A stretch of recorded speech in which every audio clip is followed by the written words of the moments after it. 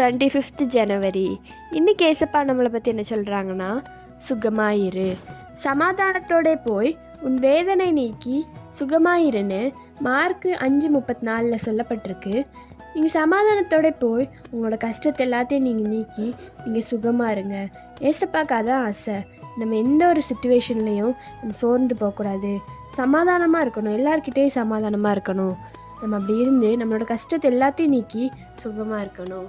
எத்தனையோ பேர் இந்த நாளில் சுகம் இல்லாமல் இருக்கிறாங்க. ஆனால் ஏசப்பா நம்மளுக்கு ஒரு நல்ல சுகத்தை தந்திருக்காங்க. அதை குறித்து நம்ம ஏசப்பாவுக்கு டெய்லி தினம் நன்றி சொல்லணும். இன்றைக்கி ஏசப்பாட்ட நீங்கள் என்ன கேட்கணுன்னா, ஏசப்பா நான் சமாதானமாக இருக்க எனக்கு வழி காட்டுங்க, என்னோடய வேதனையை நீக்க நீங்கள் எனக்கு உதவி செய்யுங்க, நான் சுகமாக இருக்கணும் ஏசப்பா, நீங்கள் எனக்கு இவ்வளோ நாள் சுகம் தந்ததுக்கு நன்றி நீங்கள் ஏசப்பாட்ட கேளுங்க. பை ட்ரூத் ஆஃப் மெல்ஷி, ஹாவ் அ மார்லஸ் சண்டே.